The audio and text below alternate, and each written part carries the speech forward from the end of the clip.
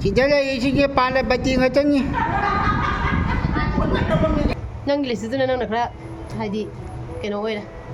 makeup to na try na chamim hazana kezare haizare hoy ke bijaya khoy tamdra su yare na yare ko heibra lor nang mga lawde नमदी फाजो थमोगी तिलंगा लंचा तकीसी की हौदन Tharu hello ichidong mayam pumapu ahana mata dai kong nanjari mayam ngasi se ai mahadev khuram mata toini bako mahadev su khuram doini aduga akhoi gi lining thau su khuram doini bako lining thau lemenen su khuram doini kaigino habada ai gi YT dagi changak pa senmung khra changak pado adu changak ko paisa do ngasi habada ai adugi paisa do sijina ji bako nahangai gi haidi laise mahadev su khuram ge daidi khogi lain thole men su khuram ge na tawbo ising sang thok chale mathang problem fe sum motion gi dana ko khuram ba se ngamdana sum leira bani leiri ba ko ado aina ngasi di khoi pa na jum dagi din jenge ba ko ngasi mahadev khuram ba yamna phaba nimini ngasi je mahadev khuram tho o haina adu dugi ai lain thole maren hana khuram dana di mahadev se khuram ba su nungai ta ba ko ai gi mungi lai do hana khuram ba loraga mapan gi lai do ko khuram ningba adugi ayuk sigana ayo hojik se ai laing thau lemaren gi ai haira khara kalam mani ba ko ai wati digi lawa pesa du dagi ai lai khuram jadoini ko aduga mahadev mu khuramani mahadev khoi khun mahadev ne ba ko adu mu khuramani aina dum khanjaba ko ai wati digi jan pesa la ko laga ai dum ishor hana khuram jage matung da jaha khata bataw gena ko adugi sukui bese pesa da kai tuna la ine ba ko pimam do cha da banina ado ngasi di finally ngasi di khurama phangdore do hojei lain do lemaren gi khurama mani ba ko do haira ka immo sem de ai ru thoe thamang hang loiraga ko iru thok loiraga ai se hoji mayam dum intro to rok pane ba ko mayam sum video macha man share to jaga adugi khoi da na ngarang le po chei mayam si bauda ai ne kano tawdri ba kabuk mandri champak mandri ba ko kaino abeda ai singarang mu Lakhipur chalure hale amka mu sanda tare den kamu kaino da mu chalure kang pali mu chalure tabada ai singarang se manbagi matam do lai haudre aduduna hoji se mallaga hoji dum khuram doini ko do mathang yemina rasi khoida na lebo puche sing ju kari no habado ai dum mathang manaw na jeng hanjara ge ko siga leire khoida na nira ko poto ko mahadev khuram bagi fola taw doini bako sangom laure sangom liter ama laure aduga sta amul su laure ko powder su khara hapaga haw yae adugi amul su tawraga laure sigana lafoi ni ko lafoi laure lafoi lafang ani oi mare sina zum gi chana bani aduga asidana hainau laure ko hainau se kilo ani khang ma le ma laure se hainau kilo ani laure aduga sida kolobor ama su yaure ko mahadev ta kolobor kat pasi amna phai hai ba adugi kolobor ama khak su yaure aduga oh my god sidana ki home laure ko ki home su laure matam gi aduga asidana kena laure kabok laure aduga siga sindur laure ko sisina aigi tailor gi pochai ni aduga sida chini angang ba leire siga chembak chahau chembak leire ko aduga sida mayang hai lafoi khorba do isibo aduga sigana mayang hai leire mayang hai se phola to bada mayang hai na hena kena tawi hai ba ko kena to ba hele na ko adugi leire ado huji kabok ka adagi di chembak ka se man lage ko man badi di la roige man lage hoji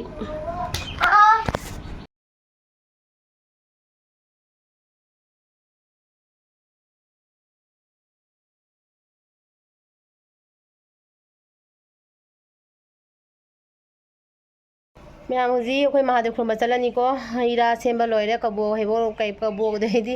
ꯆꯦꯡꯄꯥꯛ ꯀꯩꯀꯥ ꯃꯟꯕ ꯈꯣꯠꯄ ꯂꯣꯏ ꯂꯣꯏꯔꯦꯕꯀꯣ ꯑꯗꯣ ꯈꯔꯁꯨ ꯊꯦꯡꯗꯣꯛꯈ꯭ꯔꯦ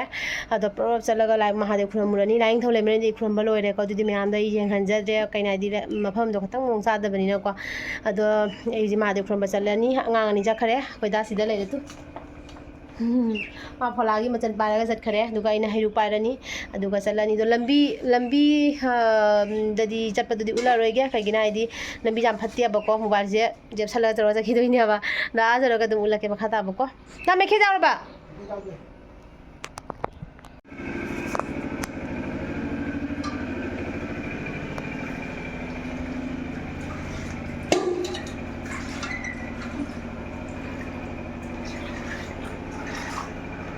ꯃꯌꯥꯝ ꯍꯧꯖꯤꯛ ꯃꯟꯗꯤꯔ ꯁꯦꯡꯗꯣꯛꯄ ꯂꯣꯏꯔꯒ ꯑꯗꯩꯗꯤ ꯗꯥ ꯈꯕꯥꯏꯅꯤ ꯍꯩꯔꯨꯛ ꯐꯣꯂꯥ ꯀꯠꯄꯒꯤꯗோ ꯄꯨꯁꯜꯂꯦꯕꯀꯣ ꯑꯗꯣ ꯃꯟꯗꯤꯔꯁꯤꯗ ꯂꯥꯛꯑꯒ ꯋꯥꯈꯜꯒꯁꯦ ꯂꯣꯏꯅ ꯍꯥꯏꯗꯤ ꯀꯩ ꯍꯥꯏꯒꯅꯤ ꯄꯨꯛꯅꯤꯡ ꯋꯥꯈꯜꯁꯦ ꯍꯥꯏꯗꯤ ꯀꯩꯅꯣꯝ ꯇꯧꯔꯦꯕꯀꯣ ꯃꯟꯗꯤꯔꯁꯤꯒ ꯆꯪꯉꯛꯑꯒ ꯌꯥꯝ ꯁꯥꯊꯤꯅ ꯋꯥꯈꯜꯗ ꯅꯨꯡꯉꯥꯏꯕꯗꯣ ꯑꯣꯏꯌꯦꯕ ꯑꯗꯣ ꯍꯧꯖꯤꯛ ꯗꯥ ꯈꯕꯥꯏꯅꯤ ꯍꯩ ꯔꯥꯁꯦ ꯀꯠꯅꯕꯒꯤ ꯇꯧꯔꯦꯕꯀꯣ ꯍꯥꯟꯅ ꯀꯩꯅꯣ ꯇꯧꯔꯤ ꯃꯣꯝ ꯑꯒꯔꯕꯇꯤ ꯍꯥꯟꯅ ꯊꯥꯅꯕ ꯍꯥꯏꯅ ꯑꯩꯈꯣꯏꯅꯤꯁꯦ ꯔꯦꯗꯤ ꯇꯧꯅ ꯂꯩꯔꯦ ꯑꯗꯨꯒ ꯑꯩꯈꯣꯏꯅ ꯍꯥꯟꯅ ꯈꯨꯔꯨꯝꯃꯗꯕꯅꯦꯕꯀꯣ ꯑꯗꯣ ꯈꯨꯔꯨꯝꯕꯗꯣ ꯑꯩꯈꯣꯏꯅ ꯂꯝꯕꯤ ꯊꯣꯡ ꯃꯑꯣꯡ ꯆꯥꯗꯕꯒ ꯏꯁꯤꯡ ꯏꯆꯥꯎꯒ ꯇꯧꯁꯟꯕꯗꯨꯒ ꯍꯥꯏꯗꯤ ꯃꯇꯝ ꯆꯥꯅ ꯑꯩꯈꯣꯏꯅ ꯈꯨꯔꯨꯝꯕꯗꯨꯁꯨ ꯉꯝꯍꯧꯗ꯭ꯔꯦꯕꯀꯣ ꯑꯗꯣ ꯉꯁꯤ ꯈꯨꯔꯨꯝꯕ ꯐꯪꯕꯁꯦ ꯌꯥꯝ ꯁꯥꯊꯤꯅ ꯅꯨꯡꯉꯥꯏꯌꯦꯕꯀꯣ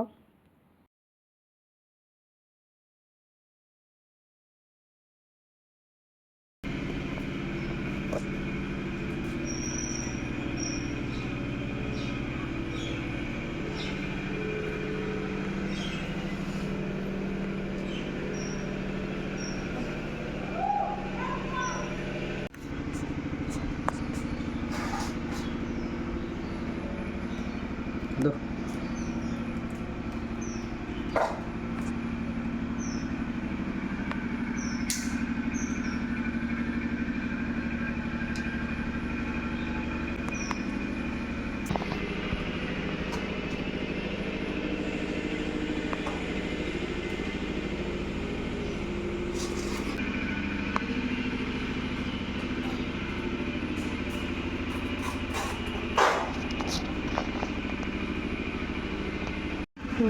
ꯐꯖꯅ ꯈꯨꯔꯨꯝꯃꯨ ꯄꯨꯛꯅꯤꯡ ꯆꯪꯅ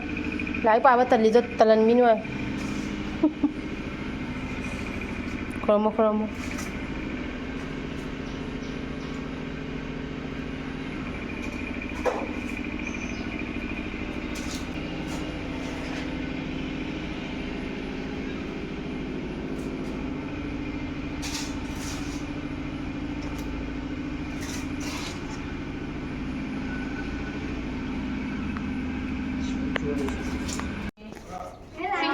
ꯐꯤꯗꯤꯗꯣ ꯑꯣꯏꯅ ꯂꯥꯎꯅꯦꯅ ꯃꯃꯥ ꯂꯩꯇꯦ ꯃꯌꯥꯝ ꯆꯥꯝꯃꯒꯅ ꯆꯥꯃꯣꯁꯅ ꯑꯃꯨꯛ ꯆꯦꯜꯂꯛꯑꯒ ꯂꯣꯏꯔꯦꯗꯅ ꯈꯥꯕꯩ ꯊꯝꯃꯒ ꯎꯅꯦꯅ ꯍꯥꯏꯕ ꯎꯅ ꯍꯥꯏꯕ ꯑꯩꯗꯤ ꯊꯣꯡꯉꯦ ꯑꯥꯗ ꯂꯥꯛꯄ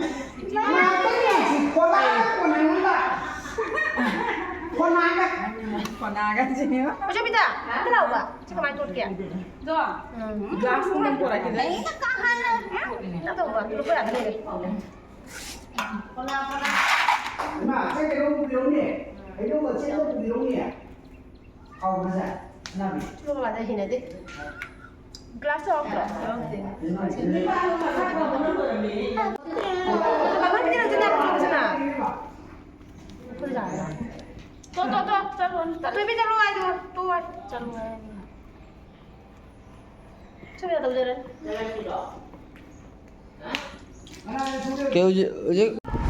Kanya hanyau hidup tanaba.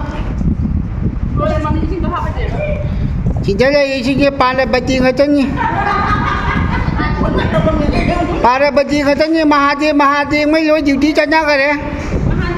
Asiganya Ganesh Kartik chigal lo lai re. Ganesh Kartik.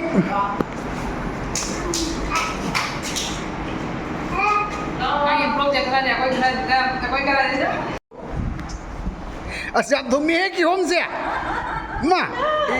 ide ma sabi ma yam thum na jari ki hom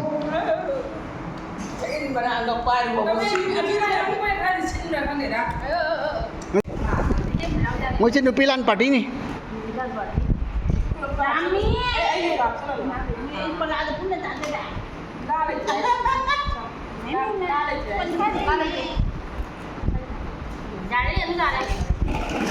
뭉래 어디라?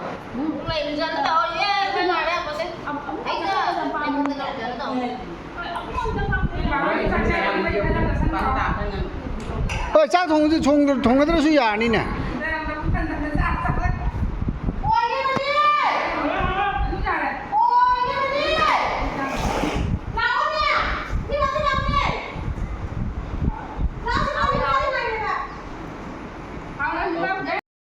ꯃꯌꯥꯝ ꯃꯍꯥꯗꯦꯕ ꯈꯨꯔꯨꯝꯕ ꯂꯣꯏꯔ ꯈꯣꯠꯂꯒ ꯑꯗꯒꯤ ꯊꯕꯛ ꯏꯪꯈꯥꯡ ꯂꯣꯏꯁꯜꯂꯝꯃꯒ ꯑꯩ ꯍꯧꯖꯤꯛ ꯃꯦꯀꯞ ꯀ꯭ꯂꯥꯁ ꯑꯃ ꯂꯥꯛꯑꯦ ꯑꯗꯨꯒ ꯑꯩ ꯃꯦꯀꯞ ꯇꯧꯕ ꯂꯣꯏꯔꯦꯕꯀꯣ ꯃꯥꯏꯁꯦ ꯃꯦꯀꯞ ꯇꯧꯕ ꯂꯣꯏꯔꯒ ꯑꯩ ꯚꯤꯗꯤꯑꯣ ꯃꯆꯥ ꯑꯃ ꯁꯨꯝ ꯅꯝꯖꯕꯅꯤ ꯃꯌꯥꯝꯗ ꯁꯨꯝ ꯁꯤꯌꯔ ꯇꯧ ꯀꯥꯏꯅꯅꯦ ꯑꯗꯣ ꯁꯤꯔꯤꯒ ꯀꯥꯡꯉꯒ ꯁꯨꯃꯥꯏꯅ ꯆꯟꯗꯣꯟꯒ ꯇꯧꯔꯒ ꯅꯝꯃꯦ ꯂꯣꯏꯅ ꯃꯃꯥꯏꯁꯦ ꯍꯥꯏꯗꯤ ꯐꯨꯜ ꯃꯦꯀꯞ ꯇꯧꯔꯦꯕꯀꯣ ꯃꯌꯥꯝ ꯐꯖꯕ꯭ꯔꯥ ꯌꯦꯡꯉꯣ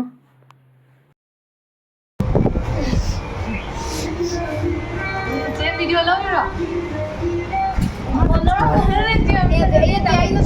ꯂꯧꯗꯦ ꯍꯦ ꯅꯪ ꯂꯧꯔꯣꯏ ꯑꯩ ꯈꯪꯉꯤ ꯅꯪ ꯂꯧꯔꯣꯏ ꯑꯩ ꯈꯪꯉꯤ ꯋꯦꯗꯔ उरिंसिगा बिहिं लाउदबसिगा पुरा मानना गानिने आइबो 나오기도 나오기 너희 나오기만이 너희 나오기만 너는 말만 가니 말 아니더라 나오기만이 저는 뭐 이거 이거 이게 나 내 돈로 그래 돈로 속 들어봐 구피가 이제 오늘 마이스 구피 이제 뭐 가만히 또 이거 떨어져 지기도 가만히 비도나 봐 시험 그나 자니 시험 뭐게 그게 CMG cái đó ta bị ghé thì đang chết đâu 아니 시험 이거 어디다 봐 가져라게 빨리 또 마사지 쟁게 그냥 파자라게 저 말로 돌아 또 보고 누구 보고 주자 저 말로 돌더니 빠우러러냐